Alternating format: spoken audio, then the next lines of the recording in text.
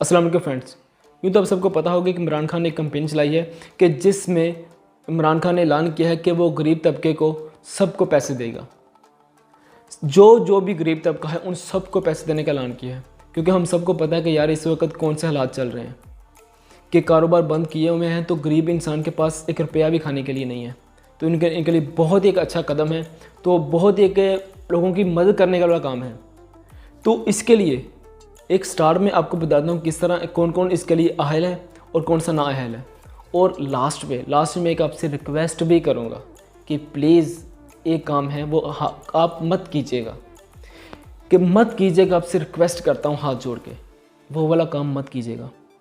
तो पहले मैं आपको बताता हूँ कि ऐसे कौन से लोग हैं कि जो इस कैंपेन में अप्लाई नहीं कर सकते, कि जो इसमें ना अहल हैं वो लोग बताता हूँ। सबसे पहले नंबर पर ऐसे वो लोग जो रिटायर्ड हो चुके हैं या वो किसी गवर्नमेंट जॉब में काम करते हैं। और तीसरे नंबर पर ऐसे लोग जो किसी जगह के वारिस हैं। और चौथे नंबर पर ऐसे वो लोग जो किसी भी गाड़ी के मालिक हैं, या फिर सिवाय मोटरसाइकिल या रिक्शा के या चिंची के इन चीज़ों के वो किसी भी चीज़ गाड़ी के मालिक हैं, तो वो भी अप्लाई नहीं कर सकते। और पाँचवें नंबर पर ऐसे वो लोग जिन लोगों को बिल 10,000 से ज़्यादा आता है। तो ये चंद किस्म के लोग हैं जो कि इस कैंपेन में बिल्कुल अप्लाई नहीं कर सकते। और हम में से अब क्या होगा कि जो इस चीज़ के मुस्तहिक नहीं भी हैं, उनको ज़रूरत नहीं भी है, वो भी कहेंगे यार आईडी का नंबर लिख देते हैं, क्या होगा, हमें भी पैसे मिल जाएंगे। तो यार प्लीज़, इस वजह से, आपकी वजह से, इस गलती की वजह से बहुत से लोगों को पैसे नहीं मिलेंगे, कि हो सकता है कुछ ना कुछ गड़बड़ हो जाए। अगर इस तरह के कहते हैं धांधली हुई तो प्लीज़ गड़बड़ हो सकती है। तो वो लोग जो इसके बहुत ज़्यादा मुस्तहिक हैं, एक हफ़्ता हो चुका कुछ नहीं खाया, उनको फिर कुछ नहीं मिलेगा। तो मैं आपसे रिक्वेस्ट करता हूँ, ये आपसे हाथ जोड़ता हूँ कि प्लीज़ आप ऐसा काम मत कीजिएगा कि जिन लोगों को मुस्तहिक, जो इस चीज़ के लिए मुस्तहिक है, उन्हें पैसे मिलने दीजिएगा। अगर आप नहीं मुस्तहिक हैं तो आप मत कीजिएगा।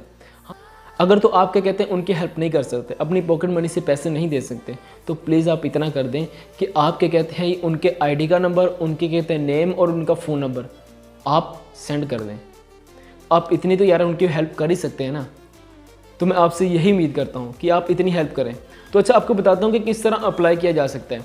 ठीक है, मैं आपको अभी स्क्रीन पर लेके जाता हूँ, तो वहाँ पर देखिएगा कि आप किस तरह अप्लाई कर सकते हैं। तो चलो स्टार्ट करते हैं।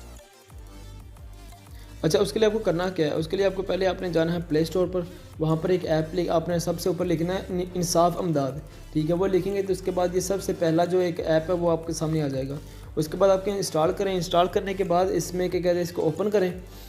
ओपन करने के बाद देखते हैं आगे क्या है। आगे आपने सबसे पहले क्या करना है, अपना नाम लिखना है। ठीक है, तो मैं अपना नाम लिख देता हूँ, फ़याज़ अली। ठीक है, उसके बाद आपको अपना आइडेंटिटी कार्ड का नंबर लिखना है। ठीक है, तो उसका आप नंबर लिखें। ठीक है, मैं तो रैंडमली कोई भी लिख देता हूँ। ठीक है, उसके बाद आप नीचे आपने लिखना अपना कॉन्टैक्ट नंबर जो आप इस वक्त यूज़ कर रहे हैं। ठीक है, तो ये भी आपने अपना ही लिखना है, मुझे लिखने की ज़रूरत नहीं है। ठीक है, तो मेन चीज़ है नीचे, ये चीज़ नीचे, यहाँ पर आप देखेंगे कि आप इसमें अहल हैं कि नहीं हैं।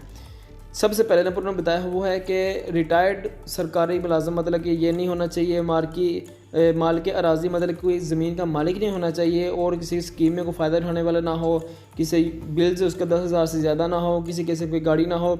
ये सब चीज़ मैं ऑलरेडी आपको बता चुका हूँ। ठीक है, अच्छा, उसके बाद ये नीचे आ जाएँ। यहाँ पर नीचे ये टिक का इस वजह से करवा रहे हैं कि अगर इसके अलावा अगर आप में से ऊपर में से किसी भी चीज़ को कहते हैं आप उनमें से मालिक निकल आए, ठीक है, तो आपके ख़िलाफ़ कार्रवाई की जा सकती है, कोई एक्शन लिया जा सकता है। तो इस वजह से मैं इसको टिक कर रहा हूँ कि ये कंडीशन दुरुस्त है। मैं इसको मानता हूँ कि आप कार्रवाई ले सकते हैं अगर मैं गलत हुआ तो। इसको टिक कर दिया। उसके बाद आपने यहाँ पर लिख दिया दरख्वास्त जमा करें। आपने इस पर क्लिक कर देना, तो आपकी दरख्वास्त को जमा हो जाएगी। उसके बाद 1 अप्रैल से क्या कहते हैं ये सब उन्होंने बताया हुआ है कि मतलब कि आपके पैसे आएंगे कैसे। पैसे आपको आएंगे अपने आईडी कार्ड पर। ठीक है, आईडी कार्ड पर आपको पैसे वसूल हो जाएंगे, तो वो फिर आईडी कार्ड से आप पैसों को बाहर निकलवा सकते हैं। तो दैट्स इट, इतना ही प्रोसेस था। उम्मीद है कि आपको वीडियो अच्छी लगी होगी। इस तरह की और भी वीडियो देखने के लिए हमारे चैनल को सब्सक्राइब कर लेना। मिलते हैं नेक्स्ट वीडियो में, तब तक अपना ख्याल रखिएगा। खुदा हाफिज़।